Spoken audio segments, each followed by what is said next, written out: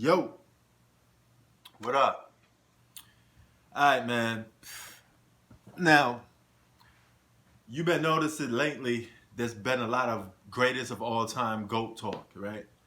Everybody got a mouthful, everybody got an opinion on what's going on with this who's the best basketball player of all time stuff. It even got to a point, man, where where people are um, changing the narratives, moving the goalposts, and trying to disclaim certain players from being a GOAT. Just to favor their favorite player. All right, listen, man. If you're in the top five all time, LeBron is in there. You know, for most people, LeBron's in there. There's a selective few that don't get him in there, fine. But if you have a certain player in the top five, you could make an argument about them being GOAT, yes. But to me, it all goes by your criteria of what you're using. And you have to stay on that same course of what criteria that you're using. Sorry. Man is drained. Okay. You have to stay on that course, right? Now, let's say you're one of those people that think, okay, rings is the only thing that matters. I hear a lot of Jordan haters or extreme LeBron fanboys tell me, well, you only rank Mike ahead of LeBron because of the championships. Stupid. That's not the reason why. It's not just the main reason why. There's other reasons, all right? There's other reasons why Mike is ranked above LeBron, all right? Yes, championships matter. It's important. But it's a team accomplishment, yes. But as the individual leader of your team, when both superstars have championships, it comes down to how you won it and what you had to overcome to get those championships, okay? And what fashion did you win these championships in, all right? And how dominant were you? Things of that nature, okay? Now, some people tell me, well, you got Mike as the GOAT, but what about Bill Russell? He got 11 chips. Listen, Bill Russell got 11 championships, right? Tell me this. Since when has a player ever been considered the GOAT with averaging only 14 to 15 points a game? I'll let you answer that. Not only that, he shot over 43% from the field. So if you use that logic, bringing Bill Russell to today's league, let's just say he's going to average the same amount he averaged before because he will be offensively flawed. Okay, he would have been great on the defensive end, but he would have been almost a nightmare for superstar terms as an offensive player. Now, if you want to be the GOAT, you have to be able to dominate both ends of the floor. Don't tell me a guy's the GOAT just because he played great defense. If that's the case, then Dennis Rodman must be the GOAT then. But he was limited on the offensive end, now was he?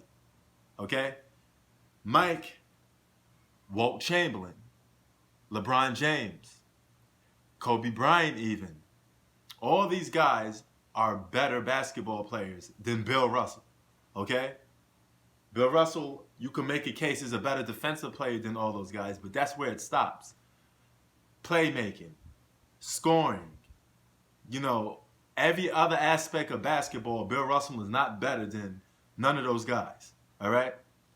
Then it comes to the fact, okay, let's dissect those 11 championships Bill Russell does have. All right? You have 11 championships, but you're the main superstar. I can't even call a guy that averaged 14 points a game a superstar, but let's just, whatever. Okay, because he averaged 14 a game. That's a role player. Okay, but I'm not going to even go there. I'm just going to say he's an all-star. All right? Those 11 championships Bill Russell won, you won it with over 5 or more players that were Hall of Famers. And they were all all-stars. You give new meaning to the term winning with a bunch of all-stars and playing on the super team. All right? He had all the best players, and they weren't just the best players. Okay? like role players. These guys were the best players. Okay, they were the ones bailing him out on the offensive end. You can't be the greatest of all time if somebody's constantly bailing you out. On the offensive end, Jordan never had that luxury. LeBron never had that luxury. Okay? Several players never had that damn luxury. Bill Russell wasn't even a better basketball player overall than Wilt Chamberlain. He could just make a case. Bill Russell was a tad bit better on defense. This is pit that. He was better on defense. But Bill Russell was always on the better team. Okay? Wilt Chamberlain still got his numbers regardless of what. You know? And that's the mark of a great player. You know? And Wilt Chamberlain has some flaws in his resume too, for a reason why he's not the GOAT. You know? But Bill Russell is not better than Michael Jordan. He never was a better basketball player than Mike. Mike is the only guard in NBA history. I'm going to repeat this. The only shooting guard in NBA history that averaged 30 points a game while shooting over 50% from the field numerous seasons. Do you know how hard and rare that is for a shooting guard that constantly has the ball in their hand to score? It's not easy. It's so hard. As a matter of fact, he's the only player to done it. Not James Harden, not Kobe, not Dwayne Wade, none of them dudes. None of them. 10 scoring titles. Does Kareem got that? No. All right? Kareem's another one. Kareem wasn't always the number one option on his team. Okay? Kareem was he played sidekick to Magic Johnson sometimes, because Magic Johnson took over the team, and vice versa. Now here's another thing in motion. Here's another thing Mike has over Kareem. Kareem played with one of the top 5 greatest players of all time. Most people would say Magic Johnson's a top 5 greatest player of all time. You would never, almost never, get nobody to say that about Scottie Pippen. You can't even get people to say Scottie Pippen was a top 10 player of all time, let alone top 5. All right? And while he was winning those championships, Magic and Kareem, they won it with multiple All-Stars. The Showtime Lakers was a super team by all aspects. It was a super team that was built by the GM of the Lakers. The only difference is it don't get that much disrespect because it wasn't a super team that people get into their feelings like how it is now. It was an organic super team, but nevertheless, it was a super team. All right? Jordan won his first championship with no legit All-Star. Scottie Pippen wasn't an All-Star until 92. All right? Jordan was the only guy to win. He won a championship as being the only All-Star on the team. Not too many players done that outside of Dirk Nowitzki and Hakeem Olajuwon for the first year. Hakeem Olajuwon won championship in 94 with no other All-Star. Michael Jordan won the championship 91, no other All-Star. Dirk, 2011, no other All-Star. All right? Now, for all you people, dominance does matter.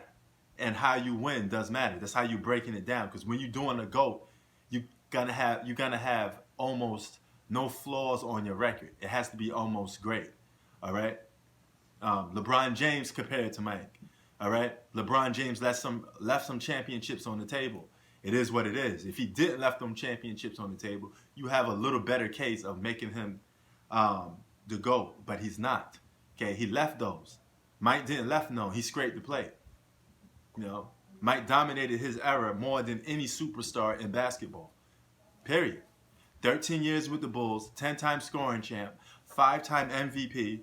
All right. And as far for championships go, Mike could have won several championships with just one All-Star, and that's Scottie Pippen. Okay, there's no doubt in my mind that they would have won in 94. They probably would have lost in 95 due to old age. They would have to regroup and then come back. But Jordan could have slid off with 8 to 9 championships in the 90s if he stayed throughout the whole era. You know? That man had the whole NBA on lock. Okay? It wasn't just one conference. He had the whole NBA on lock. You know? As great as LeBron James is, he won 3 championships with 2 sets of All-Stars. Okay? Kyrie Irving and Kevin Love were 2 All-Stars. Dwayne Wade and Chris Bosh were 2 All-Stars. Okay?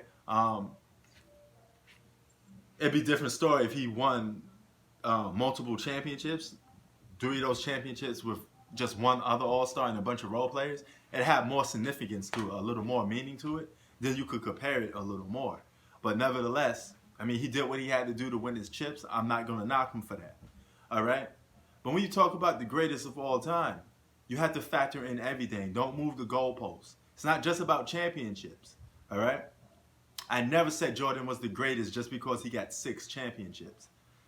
I hate when people try to put words in your mouth and say that you only got him because he's 6-0. No, but I will tell you this much: outside of Bill Russell and Michael Jordan, they're the only 2 quote unquote superstars that went flawless victory in championships. So that means on the biggest stage there is, they delivered. Regardless of what you think, they still delivered on the biggest stage every time they went there. Kobe failed in the finals. LeBron failed in the finals. Walt Chamberlain underachieved in the finals. Okay, he should have had more championships with all those records he broke, and he came up short a lot in the finals. Jerry West got 1 championship but 9 losses in the finals. That gets hold on your record, you know, because on the biggest stage, you failed, you know, countless times. All right. Regardless of what the situation is, Playboy, it is what it is, you know. I often give LeBron James his credit for going to the finals as much times as he's going to, but you can't take away from the fact that some of his finals losses were questionable. Some was no choice, but 2011, you could make a great case that he left that on the table. And the Miami Heat was a good basketball team, but they left some championships on the table, and they're underachieved. 2 championships out of 4 years. They should at least three-peated. You know, they should have definitely at least three-peated. But that goes to show you the difference between LeBron joining the Miami Heat. That team was a little complete different from just like forming a super team. He won those championships mainly with just 2 guys averaging in double digits. Walt Chamberlain had several guys for different teams that he played on, some of them 3 to 4 guys averaging in double digits and still couldn't get a championship, you know? Only guy capitalized on that was Bill Russell, you know? But Bill Russell is not better than Michael Jordan. You can't be better than Mike and only averaging 14 points a game. It'd be a little different story if Bill Russell was giving it to you on offense just as the same way he was giving it to you on defense. He'd have been the best 2-way player. But in order to be the GOAT, you got to be 2-way. Period.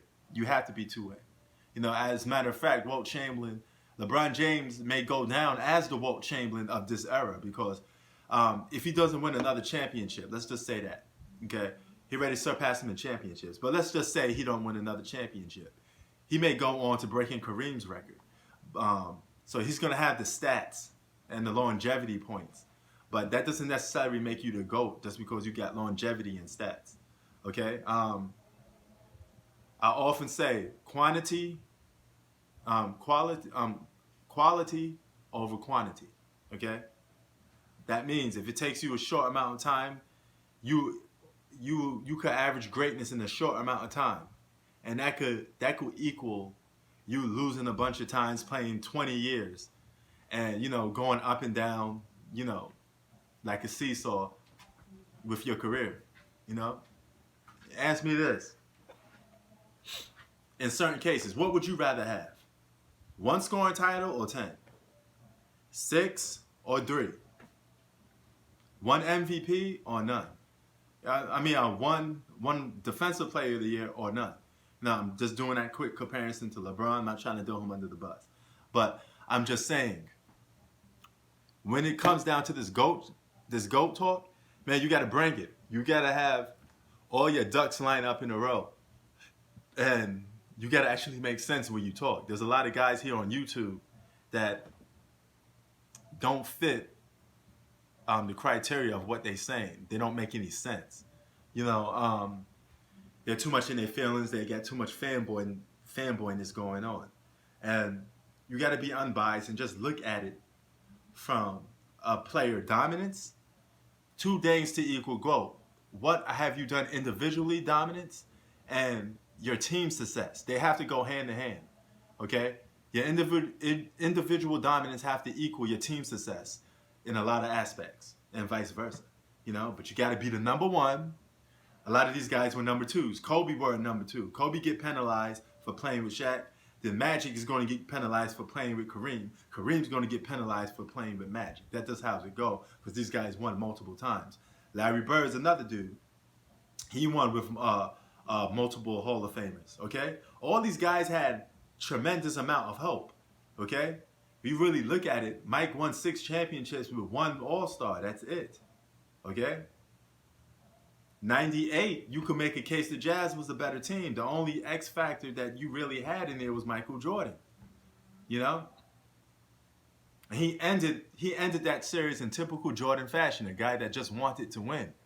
You know?